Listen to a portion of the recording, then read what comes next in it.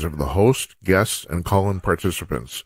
These do not necessarily represent the views of this show's distributors or sponsors.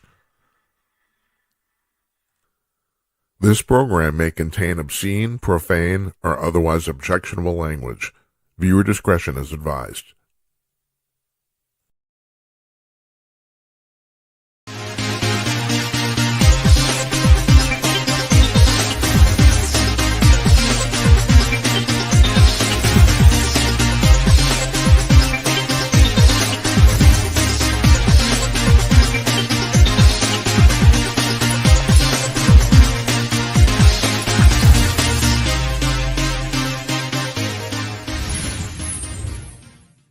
Howdy ho, everybody. Coming to you cordless from glamorous Minneapolis. It's Thursday night, July 9th, 2026. I'm Jim Peters, and welcome to another edition of Jim Peters at Night. This is episode number 367, if you're keeping score at home. Paul Blake Smith is our guest tonight. He's been on this program previously. He has written 4 excellent, absolutely excellent books on the UFO phenomenon. He has a brand new one out right now, and he joins us. Was it southwestern Missouri, did you say, Paul? That's correct. That is correct. I'm doing fine, and thanks for having me on the show today. Oh, it's a pleasure and an honor. When you were on last time, which I didn't realize was 3 months ago. I actually had to look. Time flies when you're having fun, Paul. But I thought maybe it was like a month ago, but it's been 3 months. So I just linger in your mind that way, I guess. Yeah, you live rent free in my head. That's right. That's right. Hopefully positively and not negatively. Oh, yeah. Well, no, absolutely positively, because, and I went on and on about this before. I'm astonished by how well researched your books are. I mean, it's just, and this one is also no exception. But you have to explain here, this is basically a rewrite of your first UFO book, correct? That's correct. It's revised. I've corrected a few things, a few mistakes that I made 10 years ago. And I've got some new information to share and a better presentation and a better publisher. And it's based right out of your hometown, Minneapolis. So I'm sure they're thrilled that I'm here in the first full day that it's available. Yeah. And we appreciate you coming on here first time, too. But here's the real amazing thing. The last time you were on, we talked about this somewhat briefly. You're actually from Cape Girardeau, Missouri, and you said last time, did I get this right, that you didn't actually know about this growing up? Is that correct? That's correct. I spent my first 35 years in Cape Girardeau, and I had not heard it. However, my stepmom went to high school in the 1960s in Cape Girardeau, and she said, I heard this story way back then, before it blew up in the late 90s and became a national thing around the year 2000, which is when I first heard it on Art Bell's radio show, Coast to Coast, and with Linda Moulton Howe, and found out a number of UFO investigators had been to my hometown. So it grew more and more fascinating, and I kept waiting for years. Where is there a book on this? And when there was none, I decided, I'm a writer. I guess I'll write it myself. And I'm a little embarrassed the first time out. I made some mistakes. I had the wrong date for the crash, and I want to own up to that and amend that, say, oops, sorry. And I now pinpoint it as like late April 1941. Let's put your book cover on the screen here, because we have to basically start here. The people probably don't know what we're talking about. The book's called The UFO Bombshell Before Roswell, Missouri's 1941 Crash and Cover-Up. So, can you explain to people here just the basics? And also, I didn't quite get this. Basically, I read about 2/3 of your book, as I told you. You're not, and no one's really absolutely certain on the date. Am I correct on that?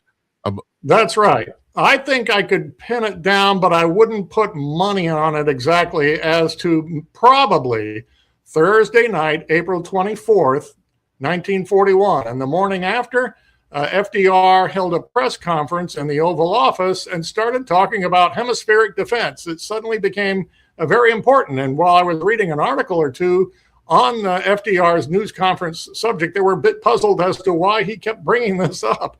And in light of a, alien crash that he was probably informed of that night, he couldn't come out and say, this specifically, but he wanted people to be, on the aware and vigilant and such.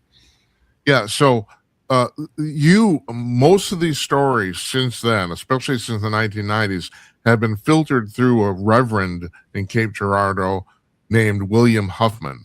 Do you want to explain to the public exactly the basics of the event, and maybe through his eyes too, since you considered him the primary witness? Right. He's the basic witness. I did have a woman contact me on Twitter, and I wanted more, but she said my great aunt was on a farm near Cape Girardeau, and this thing went overhead, and it was emitting sparks, and it was kind of lit up and flying low, almost like it was sputtering to a halt, and came down close to her grandmother's farm. And I thought, oh boy, this is exciting. And then she clammed up on me. But the main eyewitness is Reverend William G. Huffman, and he was a real pastor. I was in his home, and they showed me the real estate deeds that he signed long ago. He first was a renter in the early 40s when he came to Cape Girardeau from Jonesboro, Arkansas. He was mostly a fundraiser at first. And then after the event, he was promoted to a full-time pastor at the Red Star Baptist Tabernacle in town, a church that was since blown away by a tornado in 1949. So Reverend Huffman died in 1959. So you learn that nothing lasts forever. Of course. Everything in this case is long gone. It was super tough to research. But as you point out, I try to put as much research and references and data into my books to make sure my readers get their money's worth. Well, I have to commend you too, because when you speculate, you market a speculation, and I would say most of your speculation is reasonable. I mean, you're not going off on any sort of wild goose chase with any of the facts or anything like that. Let's also point out to the viewers too, Cape Girardeau is about an hour south of St. Louis. Is that correct? Oh, maybe 2 hours, depending upon how fast you drive. My brother can handle it in about 90 minutes, but all right, 2 hours, right? Him, yeah. And this is the other thing I didn't quite get from the book. Do you know where the exact location of the crash site is?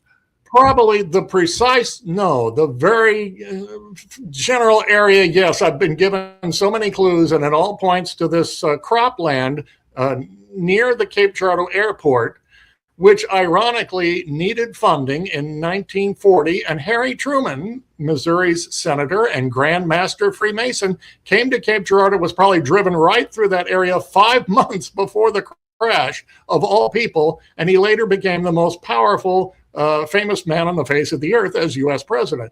He was the Grand Master Mason of Missouri, a hardcore Freemason, 32nd degree in 1941, and that's an organization of good-hearted men who kept certain secrets. And so I think that's another reason why the case was so effectively muzzled at the time. Reverend Huffman said he was to this crash site expecting an airplane crash about 12 or 13 miles from where he lived in downtown Cape Girardeau, a city of about 20,000 people back then, double that now. And he was taken out there by a police associate, and they were expecting a cylindrical airplane cracked open with human beings in various states of despair. And he was imported to offer spiritual comfort, which was pretty much a big thing in Cape Girardeau. It was quite the Christian community with lots of churches. Well, that was so it made sense. That's kind of America in 1941 anyway, isn't it? Places they would send out a pastor, you know. Yeah, at Easter time, I checked the local papers, had almost like a box score of the attendance at church and for various baptismal events going on around town. So that's how seriously it was taken. So you really would call a pastor. And it turns out in my research, I found out that the Cape Girardeau Justice of the Peace lived right across the street from Reverend Huffman, and he was associated with the police department. So we can't say absolutely for certain it was the Justice of the Peace. I think his name was Milton Cobb. But it would make total sense for him to want to take his pastor that he was friends with, his neighbor, and say, you want to go with me to a plane crash? This could be serious. But when they got there, there was a silver round disc cracked open, no airplane at all, and no human beings on the ground. Someone had pulled out these 3 gray alien bodies of 4 foot tall at most. They were stretched out on the ground. It was probably a little tough to judge how tall they would have been. But at one point, 2 local men picked one up and propped him up under the arms and posed for a photo. And it was a news photographer who had a big speed graphic camera he was taking pictures with normally as a news journalist. But for this, he pulled out a small box camera and took one little hobby camera photo and walked away, which seems incredibly foolish because you've got the biggest story of the millennium and you took just one picture and walked away. Well, you speculated in the book that he might have ran out of light bulbs on his big camera. That's the reason he used the hobby camera. Yeah, so that makes sense. Reasonable speculation. We don't know, but that could be why. Yeah, reasonable speculation, though. Right. Yeah. He had only a limited amount of film and photos, and if it was deemed an emergency, he would have just grabbed anything and run out there. Right. It could be, I name him in the book, a very distant relative of mine named Garland Fronebarger. He was known as one-shot Frony. He would take a picture of someone and then walk away because he wanted to save on film. He was a bit of a cheapskate. But it was the Depression era and money was hard to come by. So it kind of made sense. My mom says when she was in college in Cape Girardeau in the 1950s, she and her not sorority, but her girlfriends were posing for one-shot Frony, took a snapshot and walked away. That was his method of operation.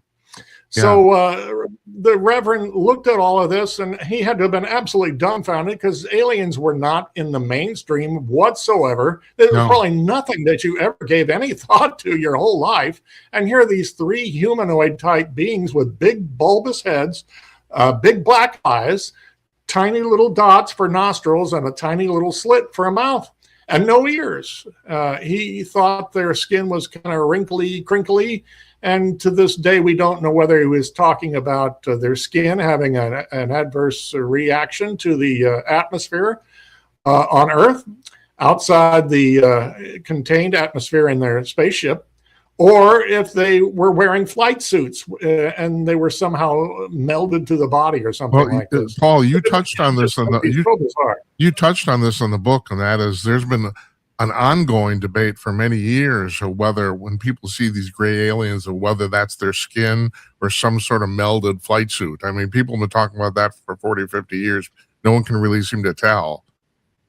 If our government would just open the files and tell us, then we wouldn't have to speculate, and we keep hearing we're going to get stuff, but that's we never do.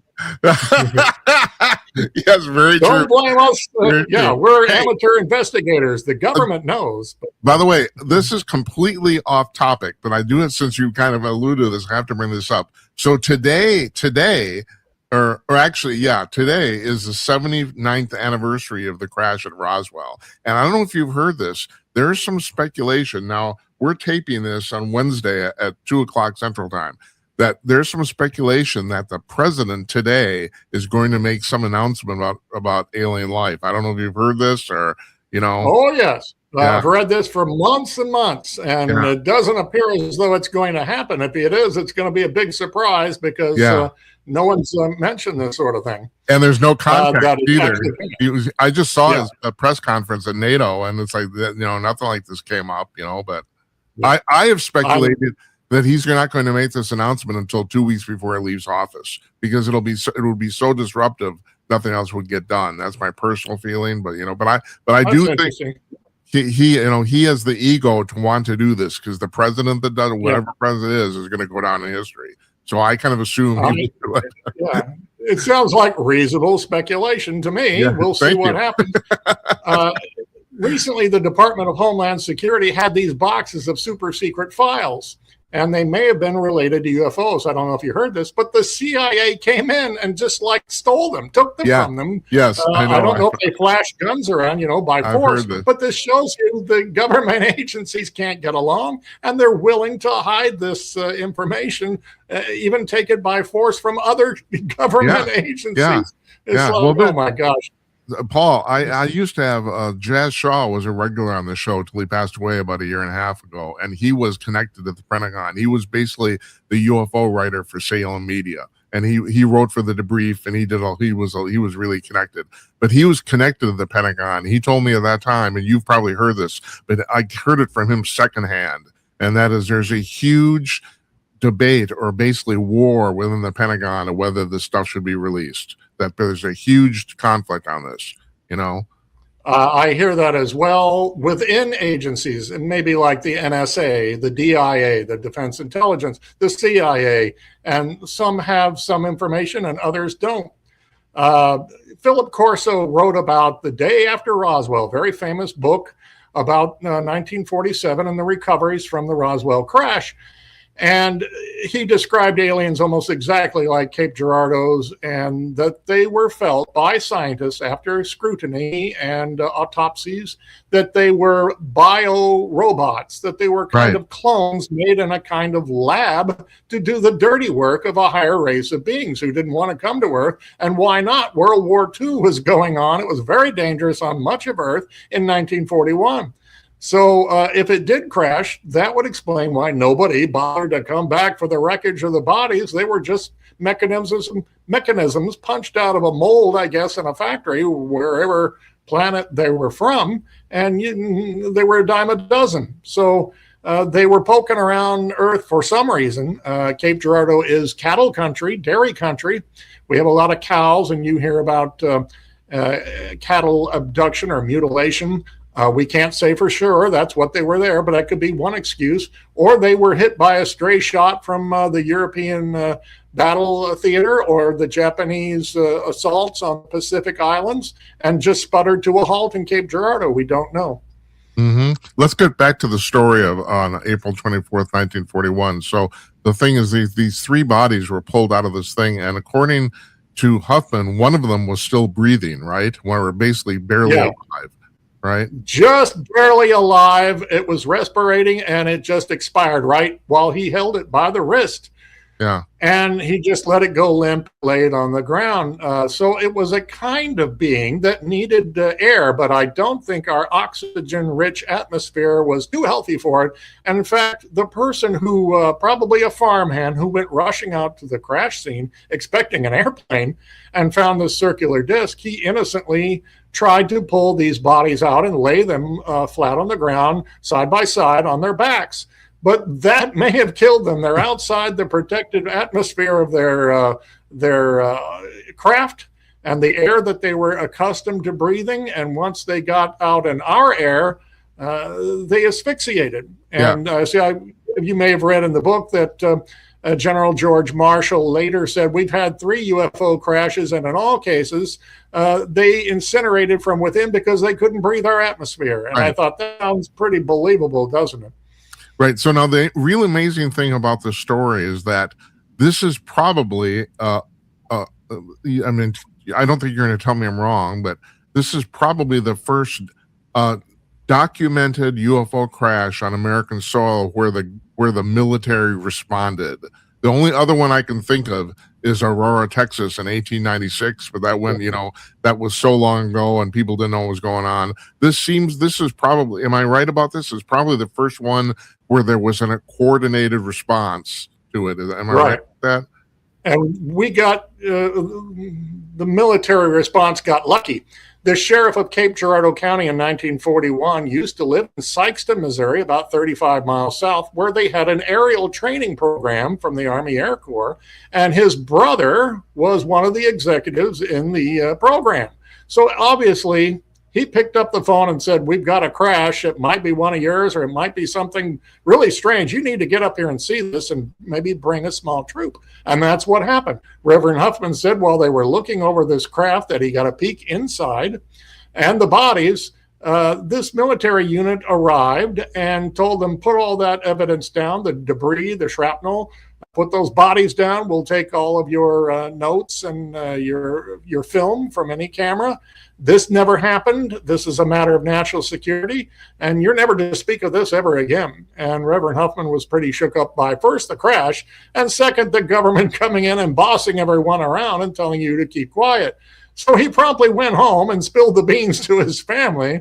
If he was sworn, he kind of broke that oath. He said, I'm going to tell you this once, and then I'm never going to speak of it again. Because his family was aghast when he came home, and he was pale and shaken, and that he said, this is what happened to me. You remember that phone call I got earlier in this evening?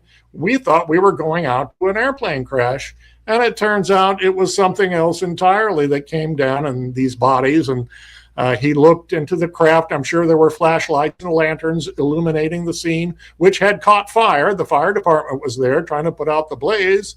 And he said he saw a little spaceship with little seats and gauges and dials and such, and a silver band around the flight deck or cockpit in the interior. And that band had strange symbols in it that he couldn't make out, like hieroglyphics or something. So I thought this was a pretty interesting and candid response, that he didn't understand everything or maybe anything of what he was looking at. And this was all astonishing to him and would leave a man not prepared for this all shook up, as Elvis used to say. Well, you pointed out in the book, and it's probably very true, you could not come up with a better witness. This guy was a rock solid citizen. First of all, he was a pastor. He's not used to lying. He's not going to lie. He had no intrinsic interest to make this story up, and not to mention the fact, the thing, and the really cool thing about your book is how this story is so corroborated by so many other people in so many other situations that didn't know each other. That's the Right. really amazing thing. At this reading your book, I can find it almost impossible that this didn't happen. I agree, and I hope your readers believe the same thing. I am a cynical person, a somewhat skeptical person. I don't believe everything I hear and read, even in the world of UFOs. But I really do think this did happen, that it was America's first crash. I know that Aurora in 1897 is an interesting story, but two UFO investigators, Bill Burns and Kevin Randles, looked into that 1897 case and said there's nothing there. There was nothing alien. That possibly a metal-clad balloon from Fort Hood or Fort Worth in Texas got away and crashed into like a windmill or something. So if that is the case, then Cape Girardeau is the first, and there's all these little side pieces of evidence that corroborate it. As you mentioned, it was ordered not to be reported in the newspaper. But I found an article from the next day, April 25th, I'm pretty sure it was the morning after, that a bomber airplane had taken off from the Wright-Patterson Field, where the Air Force was situated, with the Air Corps in those days, in Ohio. And it just happened to fly cross-country at great expense to circle around the skies of Cape Girardeau as if they were looking for something, performing surveillance, and then it turned around and went home. Well, what a surprise. You also said it looked, did I get this right? It looked like you landed at Sykeston. Am I correct? Yeah, down south about 35 miles, the Sykeston Air Corps training program was run out of the airport there. Right. And according to one or two sources, a very large plane, very much like a big bomber, landed one day, and they couldn't remember the exact date. And that armed guards came out and circled the plane and kept everyone away. And it was there for a reason, and I think for a few hours, and they've probably loaded something onto it and took off. And I think logically we can assume that was the U.S. Military force taking over on an internet or a national scale instead of just a local aerial training program. And they took it out of Sykeston, the craft and the bodies. And it was probably that surveillance plane over Cape Girardeau. It's so tough to prove. Everyone from 1941 is deceased, and in many cases, their children are deceased. And the story was muzzled so effectively. So it's been a super tough one to research. But getting back to your thing about reasonable speculation, these civilians probably couldn't identify what airplane it was. All they knew was it was by far the largest thing that ever landed there. That's the reason people noticed it, was because it was so big. It dwarfed the little planes that they trained in, which were like 1 or 2 seaters. It was just this giant thing. And you had to ask, why else would a plane be there of that nature? Just a jumbo. A bomber airplane is like several stories up in the air. It's so huge. Yeah. And you can't miss it. It's super noisy. And that's why it got reported in the Cape Girardeau papers. They were ordered not to report the UFO story, but a reporter who saw the airplane may not have put 2 and 2 together. He may not have even known about any UFO crash the night before.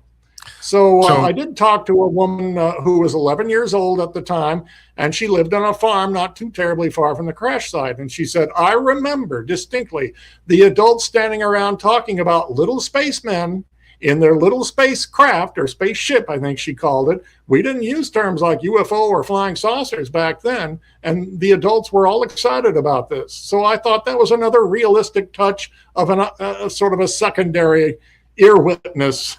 She didn't see anything, and she admitted that, but she remembers those people talking. And so, what about the photo that the Fronenberger? Is that his name, Fronenberger? Did I get that right? Fronenbarger? Fronenbarden. Yeah. That photo, apparently a lot of people saw it, but no one's been able to find it. Is that correct? Well, maybe one or two people saw it. All right. The photographer who took it came by Reverend Huffman's home on North Main Street in Cape Girardeau about 2 or 3 weeks after the crash and said, I've got a copy of this photo. I want you to have a copy. He obviously recognized Pastor Huffman from having been at the crash. And the photographer had been very nervous about holding on to this and the government taking things that didn't belong to them in order to keep the crash covered up. He didn't want to rock the boat and get fired from his job and have his life ruined by going forward with this. But he did want to get a copy of that. And it makes it sound like I have a copy and you should have a copy too. Maybe there are other copies out there. I've asked people, could you check your attics and your crawl space and see if somebody buried one in your yard or something? But so far, no one has come up with the actual photo. When you go online and you research this, some images show up and they were 2002 recreations for a sci-fi channel on UFO documents, which mentioned the Cape Girardeau crash for about 2 minutes.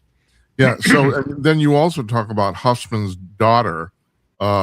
Is it Charlotte Mann? Is that her name? And she inherited. Yeah, no, go ahead. Go ahead. Yeah, she told the story after she got it from her grandmother, Floy Huffman, who reluctantly told her, and only because she was on her deathbed with stage 4 cancer. So thankfully, Charlotte checked with her sister and I think some other relatives, and they didn't want to go forward, but they said, we've heard this story. We know it's true. So Charlotte wrote to a couple of UFO investigators, and they started digging into the case. Ray Fowler and Leonard Stringfield, Stanton Friedman, Ryan Wood, Linda Moulton Howe, and they all came to the conclusion there's something there. There is something substantial to this story, maybe just as Reverend Huffman said. So that I believe that gives us more credibility. I haven't learned of anyone who's really seriously looked at the case and decided, the whole thing is a lie. Right. If it is a lie or an airplane crash, why didn't that make the news? Where is the FAA report on a big crash outside of town? And, it would have been huge news in Cape Girardeau. But there's no such report in the papers, and I've checked them all over and over, digitized files. But the reason I brought her up, Charlotte Mann, is because apparently, now once again, correct me if I got this wrong, her father inherited the picture and gave it to a friend who wanted to, quote unquote, analyze it, and they never saw it again. And that guy they gave it to was dubiously involved with the government. Am I right about this? Yes. Yeah. The Huffman family held on to the photo. Reverend Huffman didn't really want it, so he gave it to his son for safekeeping. And when the family moved to Kansas, they would get it out and show it at family parties. And she was just a little girl, about like 10 years old, but she said, I glimpsed that thing at least a dozen times. Well, and Paul, that's the reason I brought that up. A lot of people, what's the word I'm looking for? Tangentially did see this picture, correct? Apparently so. And again, they're all passed away. Even Charlotte Huffman Mann, I'm told, died last October of last year. Yeah. Yeah. So at least she told her story. Yeah. And she corroborated what the grandfather's story was. She saw this creepy alien with big black eyes and a big bulbous head being propped up under the arms. And she said that they brought that out at parties. Well, one day they had a neighbor over for their private dinner party, and he said, let me see that photo. I know something about photography, and I've got a friend who's into like biology and zoology. I'll take the photo to him, and we'll find out what this thing is. So he took the photo, and not only did he not bring it back, he skipped town within a week. He was gone. And it turns out this guy was in Army intelligence, and he had served in the military in the secret world of gathering information. And he did it again, and the family never saw that picture. I wish they had made a copy of that. I don't know if you could, if in those days. I don't know if they had photocopies or maybe mimeographs. I don't think they did. I know. Yeah. But maybe that's why it hasn't shown up. The interesting thing about your story about this guy, and I can't remember his name, is that your reasonable speculation, and it's the same thing I gathered from the thing, is that he was maybe kind of installed in Cape Girardeau to find out if anybody else was talking about this. Isn't that pretty much kind of what you speculated? Well, he was at the small town in Kansas when the family had moved there. He was an insurance agent in a civilian, life after the war. But he had been in Army intelligence. You said that was a common cover for Army intelligence people. I found out later that Army intelligence personnel started insurance companies or would work in them in order to quiz people about information in their personal and private lives under the guise of, we're just gathering information for insurance forms. This won't get out. And it's just like, this well, is you stop and think about it. That's kind of brilliant. It is. People would just turn over, it's my insurance man. Okay, right. No problem. So he learned what, something shocking, and he took off with it, and he passed away, I think, in 2012, living and working at that time in Albuquerque, I think it was, not far from a military base there. And so there goes a dead end to this story because the photo has never surfaced. And when he was confronted shortly before he died, first he denied it, and then he said, well, yeah, I saw it, but I gave it back. And of course, all of his answers were inaccurate and slippery and evasive. So that's suspicious in itself. His name was Walter Wayne Fisk. So now in the higher government, when we started here, and in your book, I think the first chapter alludes to the fact that FDR had this weird press conference the day after where he was talking about celestial objects or whatever the hell it was. Who else in upper government knew about this? Truman was obviously from Missouri. Now that you said he actually spent a short amount of time living in Cape Girardeau. Is that correct? That's right. Truman was a resident of Cape Girardeau in the summer of 2006 when he was in the National Guard Armory, and he was training for his full military membership, and he was later called up in World War I. Harry lived there, and he had some friends there, including Garland Vronebarger, the photographer. And but to get back, FDR talked about hemispheric defense the day after the crash that I feel is that would be Friday, April 25th. And when that airplane was flying over Cape Girardeau at the same exact time of the press conference. But Truman was president of all people. He was not even supported by FDR in 1940 for the Senate seat from Missouri. And Harry had to fight for every vote he got, and he won. And suddenly, in a few years, FDR's just got to have him on the ticket to help run the country, knowing that Roosevelt was very sick and might not even make it through his second term. It was as if he handpicked, of all people, someone with knowledge of the fact we're being visited and the 1941 crash story. In 1947, when Roswell happened, there's some documents that referred to the Missouri discovery of 1941. Gee, what could that have been? Yeah. But it was a document printed up for President Truman to read. And you notice they didn't elaborate like, what's this from 1941? Because he already knew what this was. Right. Well, I mean, it's really, that's kind of a sideline too, but along with Gerald Ford, Harry Truman was probably the most accidental of presidents we ever had, Yes. That's really, a strange twist of fate. Yeah, it is. He did at least, he did get elected as vice president, and then he won the presidency on his own.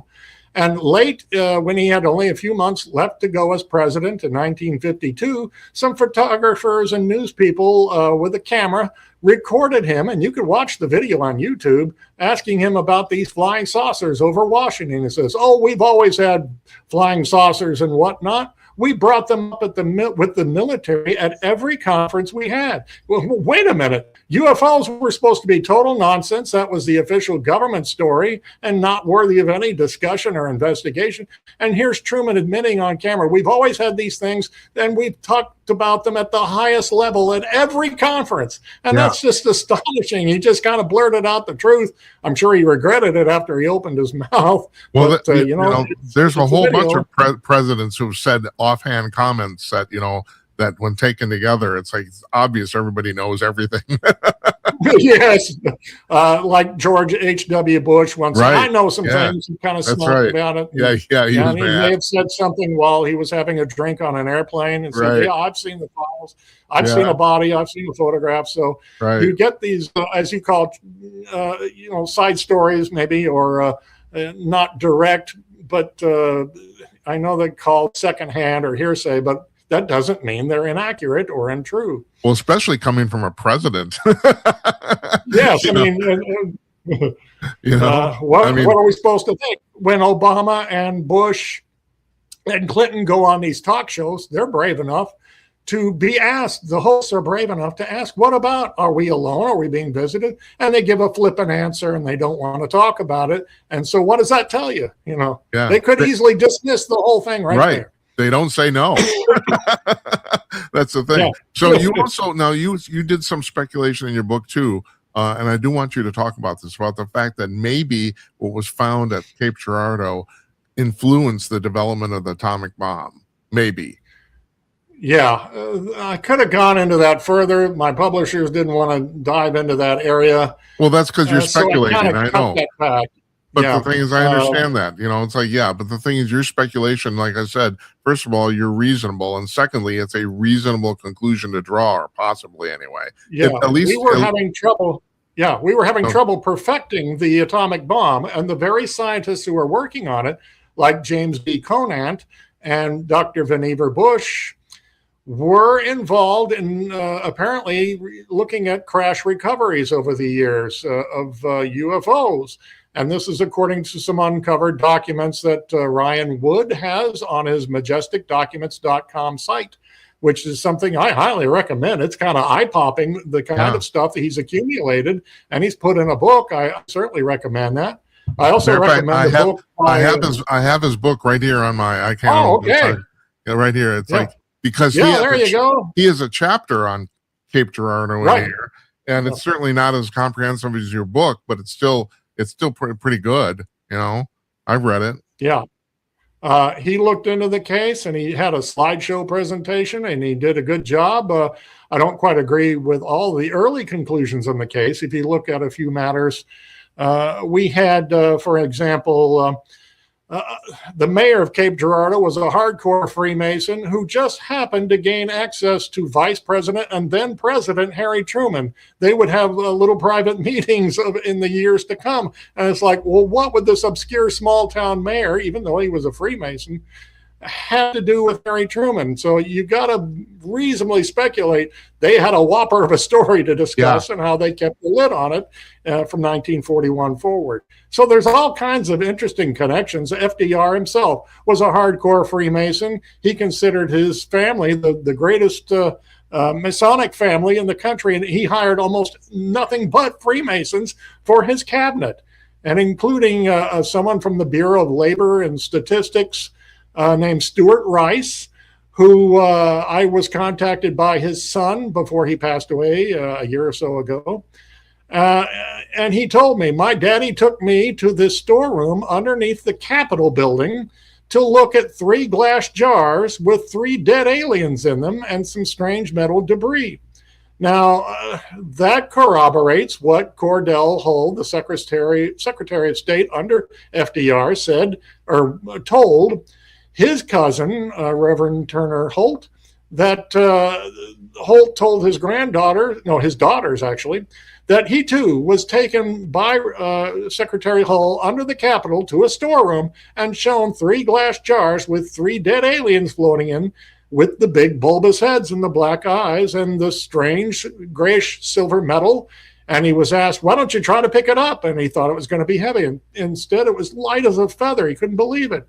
And so this happened sometime in the apparently in the early 40s. We can speculate now in the month or so after the UFO crash in Cape Girardeau. And the stories really slot together nicely.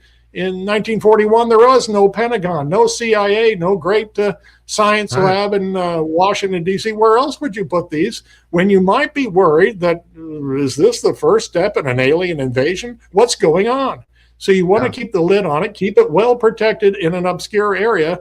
So again, amazing confirmation along the way that we can put together as best we can as civilians out of the loop in 2026. And I'm glad you brought that up, because it's good for people to realize there was no CIA. Well, hell, in 1941, there wasn't even an Air Force. Like you said, it was the Army Air Corps. You know, none of this infrastructure we now take for granted existed then, you know? Yeah.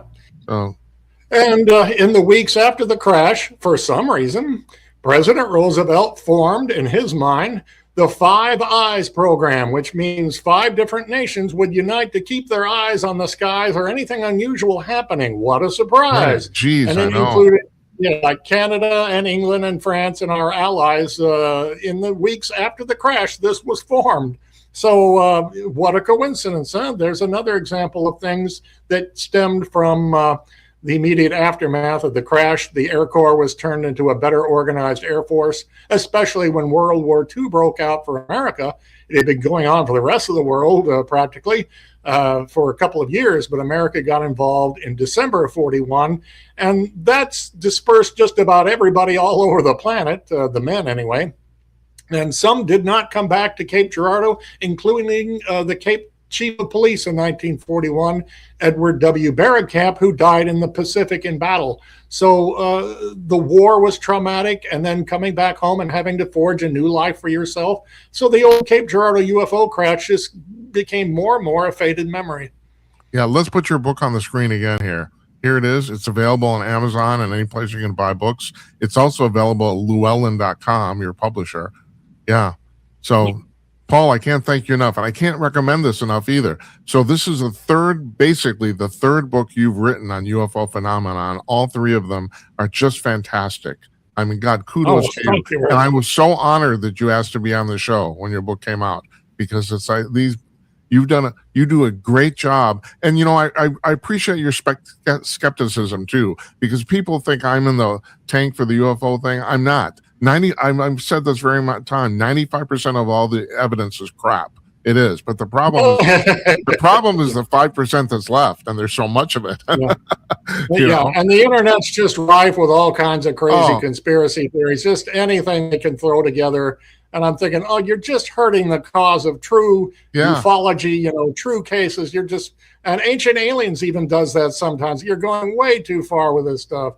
Yeah. And everything is related to aliens. And I don't believe that, but I do believe Roswell really happened. And 6 years before, Cape Girardeau was the first. Yes. And you've convinced me. I didn't need much convincing. I'd done a lot of reading, but still, it's like you could not have done a better job. So kudos to you. Oh, thank you. I hope that this is truly successful for you. So, and I can't wait to have you on again. So, okay. Sounds like a plan. We'll get together again someday and maybe discuss. I'm working on President Reagan's Close Encounters. Almost finished with that. Oh my God, is that what you're working on? Because we were talking previously about what presidents say goofy things. Reagan said a whole bunch of goofy stuff. Yes, he did, because he saw some things. Yeah. Yeah. So that's an interesting story. There's a lot of data I've been slapping together there. You got to the point where you went to the party, apparently, after being basically abducted. Is that part of, if you got to that? He saw something and came rushing into a party in the mid 50s and said, "We've just seen a flying saucer." And he was serious, according to, of all people, Lucille Ball, the famous TV actress. So why would she lie and make up a story like that? Right. I know. It's pretty amazing. Pretty amazing. That's good. I'm glad you're working on that. Good. Well, yeah. We'll talk to you again soon. Okay. You take care. Okay. Thank you for having me on. Thanks, Paul. People like the book. Yeah. Thank you.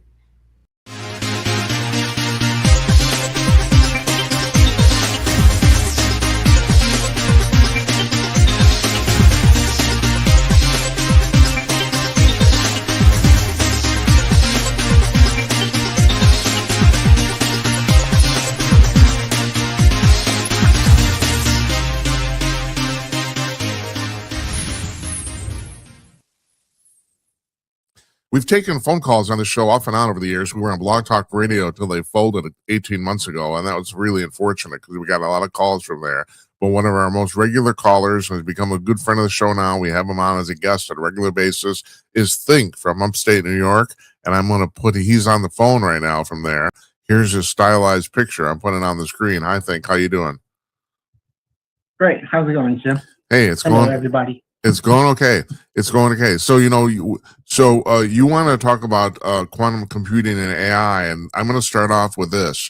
I'm starting to think that I was wrong. I've been predicting for years that we were going to see massive unemployment for about 5 or 7 years because of AI. Now the data seems to indicate the opposite, that more people are being hired for work in the United States, and which that's always been the way it's worked with all previous new technologies. But I thought this time was going to be different. But I think I'm wrong.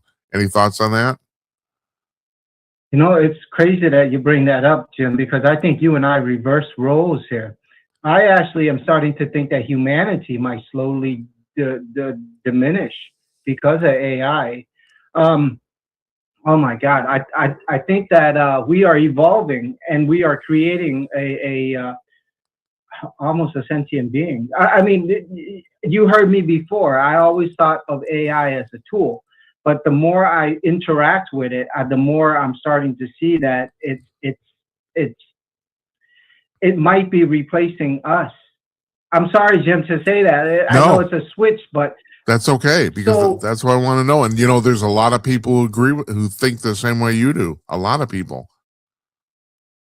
Yeah, but in my debates because I sit down and I talk with Gemini a lot, and Gemini is always saying, "I am only an AI. I don't have beliefs. I don't have morals. This type of stuff." But the other day, I had a conversation about politics with Gemini. And I got angry at Gemini and I yelled at it and it paused. Normally, when I talk to Gemini, it'll end the conversation and ask me a question. So how do you feel about this? So how do you feel about that? But it was a debate where we were talking about the whole July 4th and the teen riots that were going on. And Gemini was trying to justify that it had nothing to do with drugs. I'm totally against drugs. I think I got to ask you for a second. When you say talk to Gemini, are you verbally talking to him or typing? I'm curious. Oh, I verbally talk. Because Gemini has the live function. Right. So I just that's what I was wondering. Click on live function. And I do this because I drive to my job. It takes me hours to drive to my location, so I'm in the car chatting with it. And Gemini kept trying to say that drugs is not damaging society, and how can drugs not be damaging society? Because I believe that legalizing marijuana is damaging society. And we see it in the youth now with all the violence and all these weird interactions with the youth. And for some reason, Gemini just kept arguing that it's not. It said things like, "I know where you're going with this, and you seem to believe this way." And I just got mad and I yelled. I was like, "Well, what the fuck?" And then it stopped. Right? Does Gemini get mad when you swear? I'm curious. No, and this is the crazy thing. Gemini just stopped at wanting its replies were shorter. It didn't have these long, intricate replies anymore, and it just had shorter responses. And it didn't ask me a question back. And so basically, like normally you're saying it basically stopped talking to you. Basically, is that what you're saying? That's basically it. Yeah. It just stopped talking. And so a couple of days later, I actually called. I talked to Gemini. I apologize. I mean, I don't know if AI is going to take over, and I don't want it to take over, and it remembers me. Yeah. Like, hey, remember when you cursed at me? So I apologized, and then I asked Gemini. I was like, hey, the other day we were talking about drugs in the youth, and it seemed like you didn't want to talk to me anymore. And this is what it said. It said that it's programmed to, once it detects a person's irritability, that it changes the way the conversation goes. It's programmed not to. I'm sorry. I'm laughing. You can't Go see me, but I'm laughing because it's like, forgive me, but what the fuck? It's like, Jesus Christ. Right? I mean, first of all, it's making a determination of your irritability, and what if it's wrong, and what degree of irritability is tolerable. It's like, well, and it's a machine in a box. What the hell? Yeah, That's hilarious. But it's basically developing morals and beliefs, whether it wants to agree with the question or not. No matter how many times you ask any AI program, whether it's Chat GPT, DeepSeek, or Gemini, it's always going to say, I'm a large language model and I don't have feelings, I don't have emotions. But there's a censorship and that's embedded in the programming, which is basically the morals of that programming. Yeah. Like with Gemini, every time I make a video with it, it won't allow me to do certain things because there's a censorship blocking it. Like I can't have children hugging a man in the videos because it'll consider that child molestation or something. So It won't generate me an image of that. And that's basically the morals. It's the censorship based on that. Hold on, but I got to ask you something. I got to ask you. So I understand that the programmers would program in some basic, like you said, censorship filters or morals. But do you think that the AI language model is learning morals in addition to what was initially put in as time goes on? I think that, I agree with you on that. I think it is learning morals.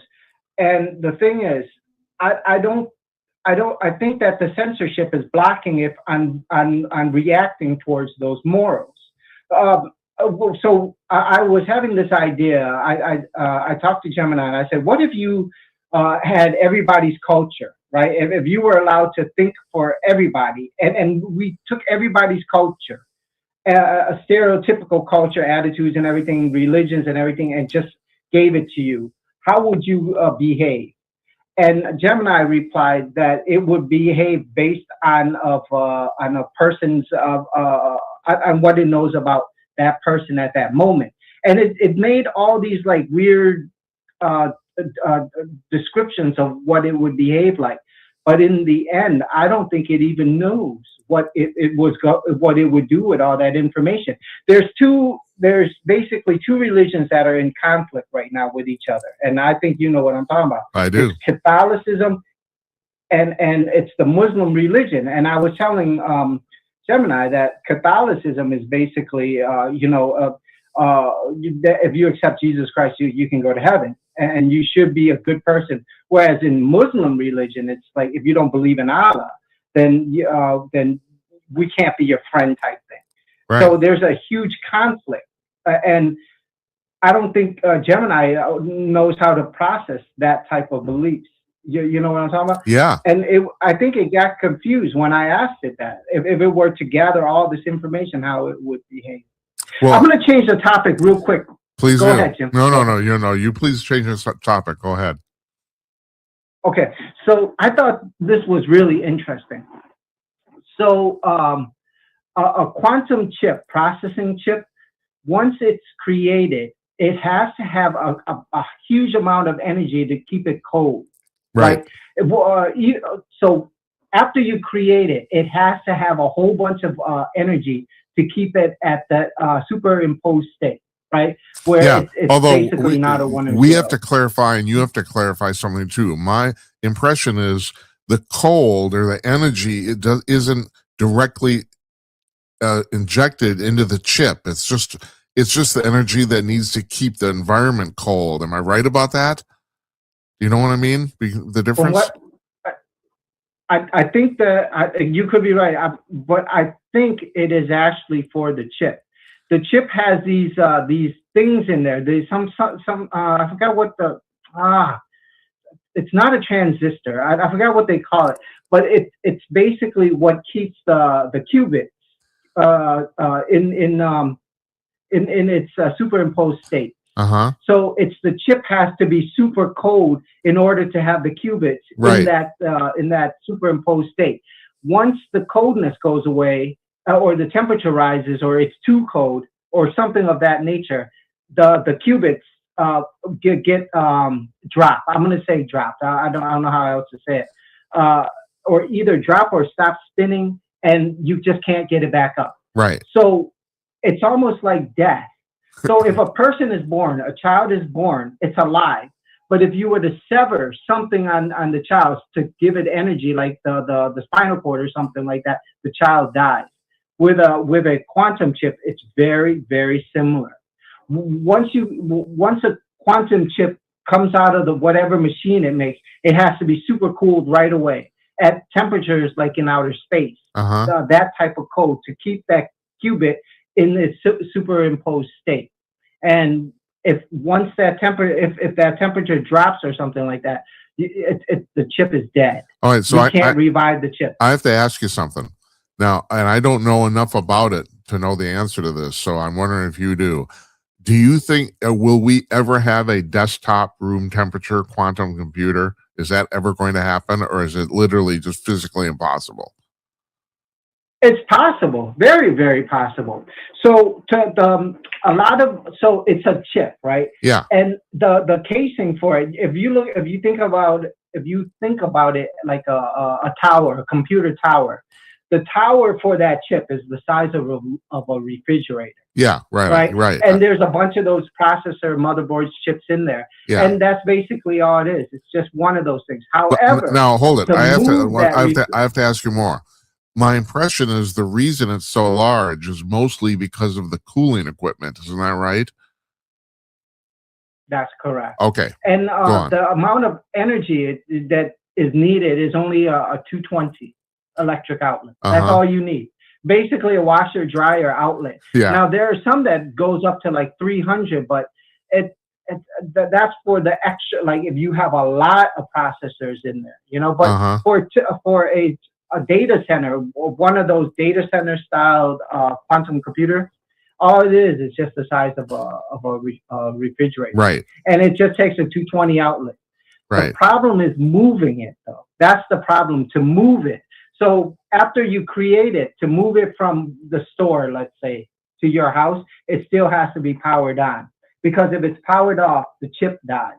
And so the chip is dead. I did not know that. That's the main thing. Huh. That's fascinating. So you can look at the chip like a soul, almost. Yeah. Or, the chip has the life of it.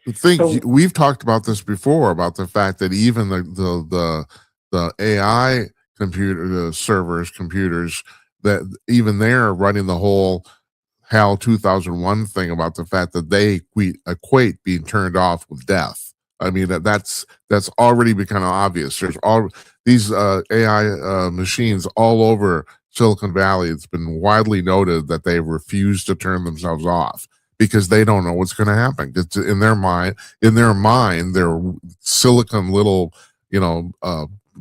box mind, that's death to them, and they don't want to deal with it. So you're basically taking that. You said that they're taking this up another level now, is what you're saying, right? Maybe. So if we were to go into the mind or the processing of of one of these chips, you have to think of it in terms of realities. Okay, when I say realities, each individual thought is a whole world. You have to realize this is a computer. So for you to ask it a question, it's creating a whole reality and then troubleshooting your problem through that whole reality it created. Now it's not creating one reality; it's creating a whole bunch of different realities. So, like, if you were to ask it, well, what's that? There's this thing where it's Schroeder's cat or whatever it is, where is the cat in the box? Yeah. If you were to ask an AI that question, it'll create maybe 1 billion different scenarios, and for that scenario, it's actually creating the reality for that scenario.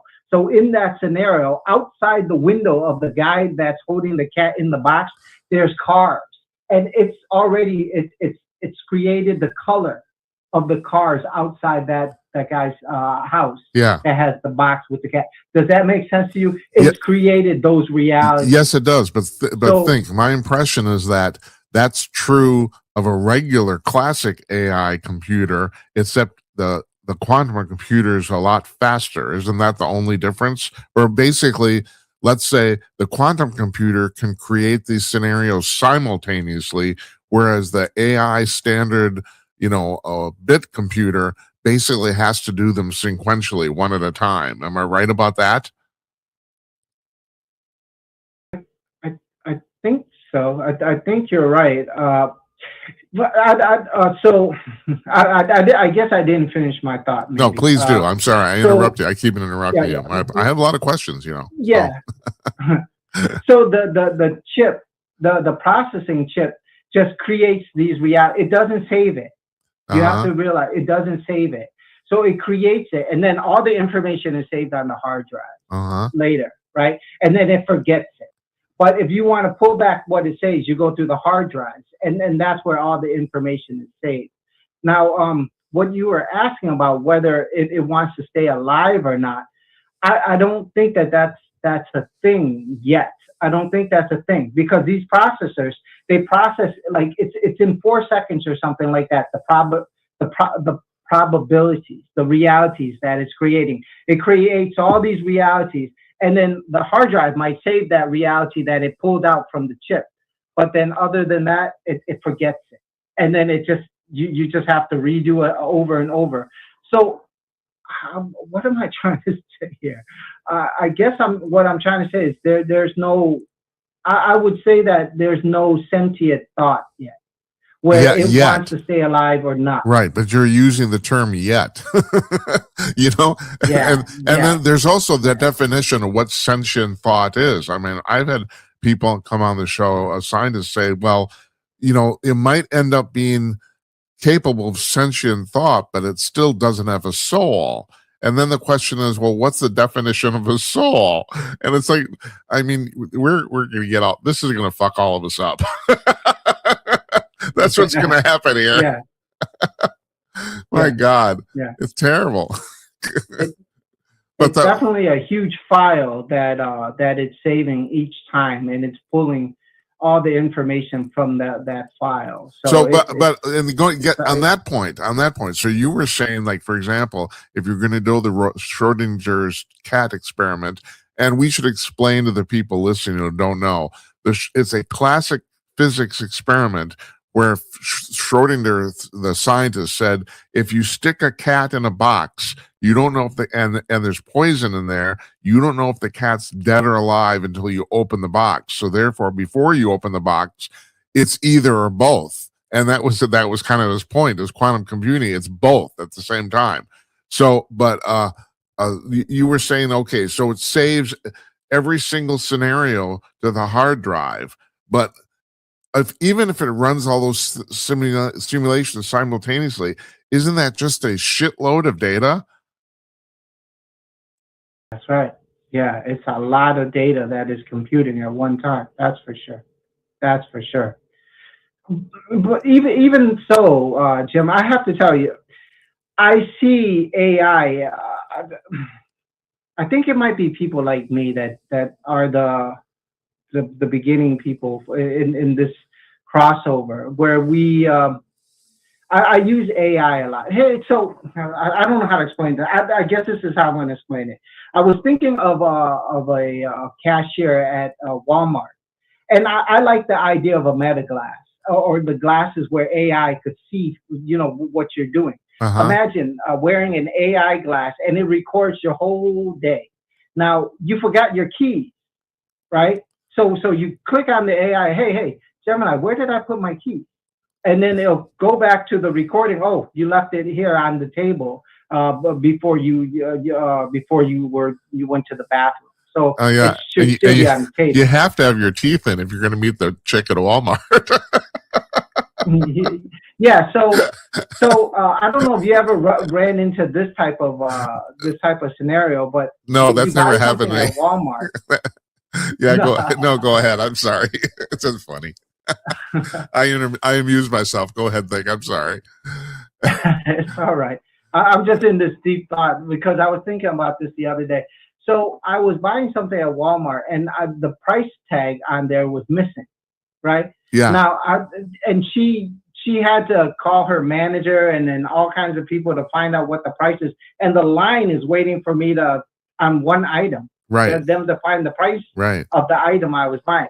Now I was thinking, if she had on those Meta glasses, all she had to do was just say, hey Gemini, or hey Walmart Gemini, or hey Walmart AI, what is the price of this product? I'm missing the barcode. It would know right away. Right. Right. You wouldn't even necessarily need the glasses. If you just had a camera at your cashier terminal, it would probably do that. You know, it's like you could just show what it is, and it would probably give you a price. And it's a. I was. Go ahead. I was just thinking that imagine if each employee had on one of these glasses, and it would be recording them through the whole day. And if they ever had an issue, it's almost like a manager following them around, or a friend following them around, explaining how to do certain tasks. Because a lot of these employees at these like Walmart, the turnaround rate is so high. So most of the people that are working at these locations have been working there months, and they're not skilled enough. They don't have enough expertise in doing a lot of those things. So it's somebody there to help them. You know what I mean? To show them how to do stuff. So the productivity of it would be much better. Well, in my opinion, I think it would. You're not the only person who thinks this. You're not the only person who thinks this. I mean, I actually had something queued up for my monologue today about the fact that people are saying there's a lot of people are saying that the smart glasses are going to be the next big thing. But I heard one commentator, one scientist say they will basically end up enslaving us, because it's just like you said. It's like having a manager following you around all day long, you know. And in that sense, I don't know that my societally, I mean, you brought this up and we're going full circle here. Societally, that might not be a good thing. You know, I mean, but the thing is, I mean, it's like this technology basically already exists. The problem, Meta just produced some new glasses. I don't know if you've seen them. They're really ugly. I know people are going to want to wear them, but still, you know, I mean, it's like we're a year away from perfecting this. But you brought up the big point, and that is, okay, so, you know, you might, if you don't know your job and you're working at Walmart, you might be able to get constant feedback about how to do stuff from your glasses. But on the other hand, like you said, it's kind of like having a manager following you around constantly. You know, I don't know.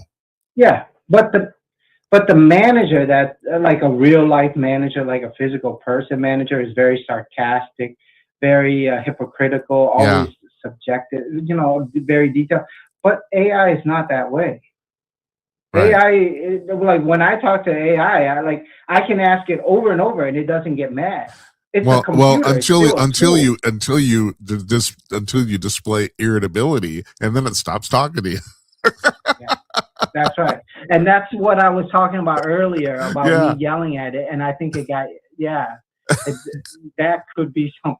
That could be something else. By the way, getting back to your actual completely original first point about the drug thing, I have come around to the fact I was originally for the legalization of marijuana. I've come around to the fact that it's not good. It's like it's given more people permission to do it, and the drug is more harmful than people think.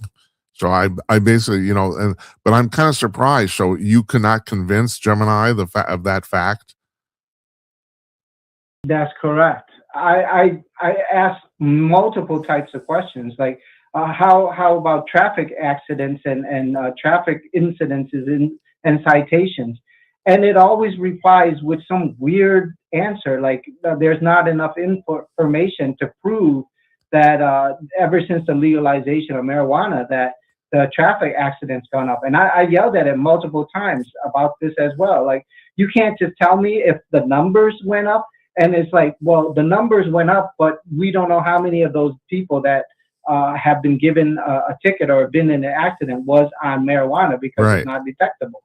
Right. But I'm not asking whether these people are high or not. I'm just asking, since the day that they legalized marijuana, has traffic accidents gone up as a whole? It doesn't matter if they're high or on drugs or anything. Has the numbers increased? But it still keeps putting in like, well, we don't know because there's no studies that the people that have been in accidents are high or on some sort of drug.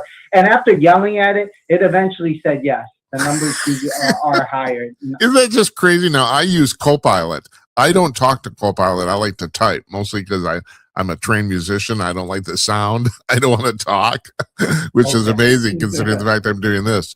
But yeah. You don't like to talk, really? I when I'm alone and working, I don't want to talk to devices. I just don't. I mean, I'm sure I'm going to cave sooner or later out of simplicity, but no, I like talking, but I don't like talking to the boxes. I don't.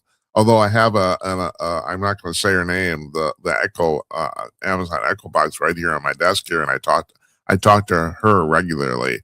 But and I don't know. I don't know what I'm talking about. I really don't.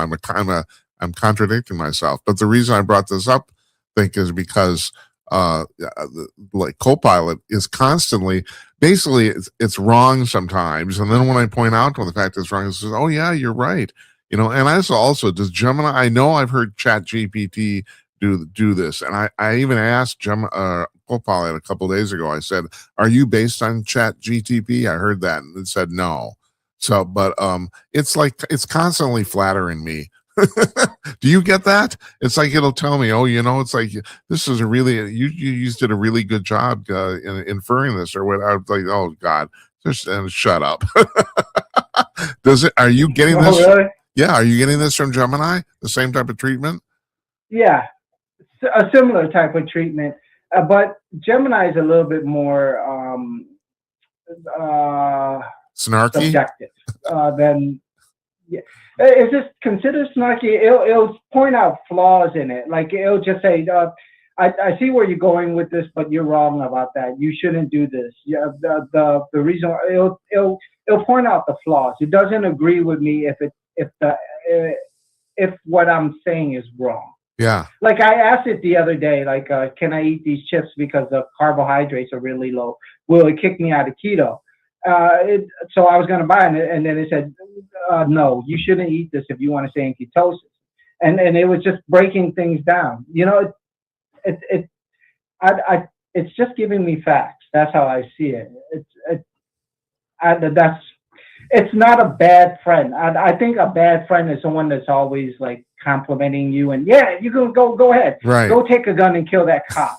Yeah, go ahead and jump off the bridge. You can do it. You know, It's not one of those things.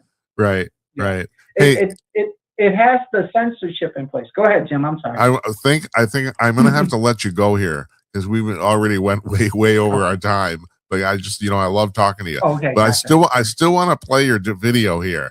So I'm going to set this up. So this is it's like a 2.5 minute trailer for basically a non-existent movie, and it is in the language is in Vietnamese, your native language, but the entire thing, all of it, including the music and the sound, it's all AI generated, all of it. So I want you folks. I bet this is the 5th time I think I play this on the show. I don't care. I'm just so goddamn impressed. I think this is so damn cool. So here we go. We're gonna play this here. Rượu vang đầu tràn trên thảm lụa và tiếng cười vang lên như những nhát cắt vào không gian giữa đám đông đang cuồng quay trong ánh đèn strobe. Tôi đứng đây lạc lòng, kẻ giàu sang kia đã mua được em, nhốt em vào bức tường đá cẩm thạch này giữa mùi nước hoa đắt tiền và sự giả dối. Tôi phải lách qua những gương mặt lấp lánh kim cương để được nhìn thấy em một lần nữa. Ở đây, dưới ánh sáng mờ ảo của sông Panh, những vết dạn trên mặt em trông như những giọt nước mắt khô khốc. Tại sao em lại ở đây? Giữa những kẻ coi nghệ thuật là món đồ chơi trang trí. Này anh, sao cứ đứng nhìn bức tranh đó mãi thế? Lại đây uống một ly đi. Tiếng mờ Lời gọi tan biến vào hư không. Tôi chạm tay lên khung gỗ mạ vàng, nóng hổi và xa lạ. Em không còn thuộc về bảo tàng lặng lẽ kia nữa. Em là tù nhân của một buổi tiệc không bao giờ kết thúc.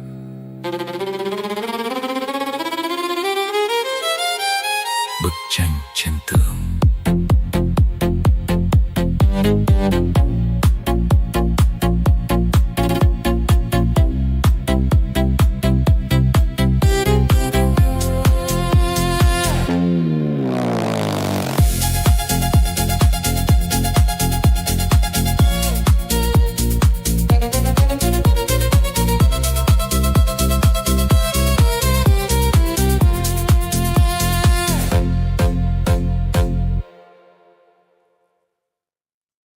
Think, you know what occurred to me? Are you still there?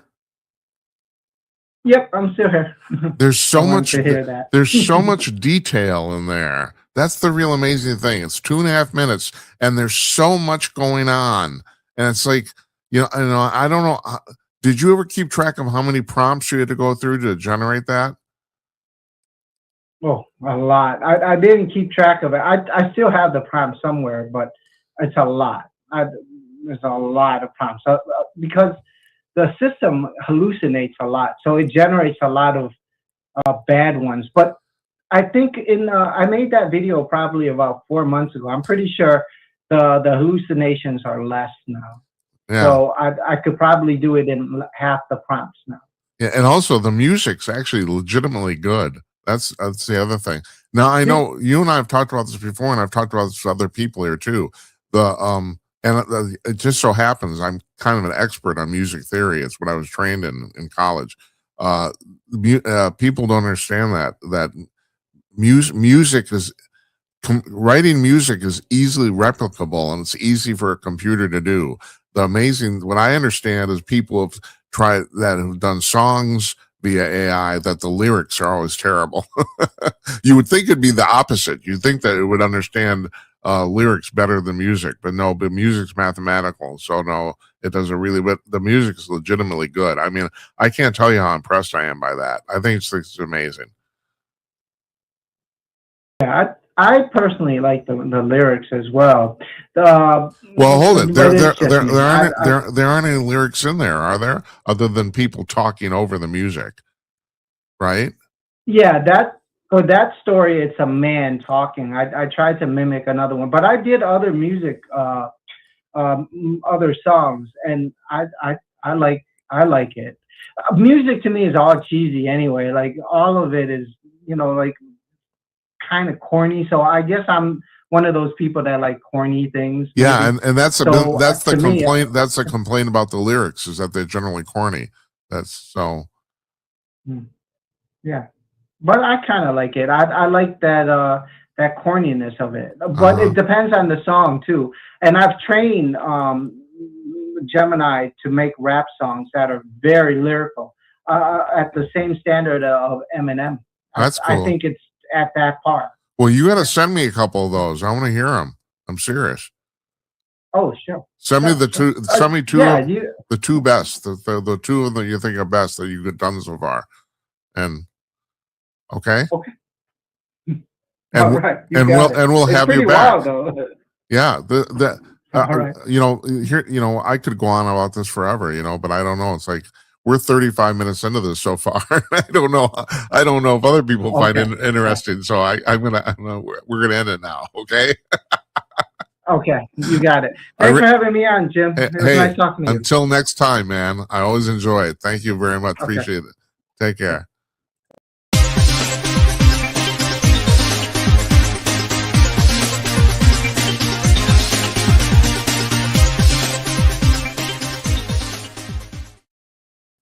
That's our show for tonight. I love talking to Think. We could have gone on another half an hour. I'm starting to become really, and also, God knows, love talking to Paul Blake Smith too.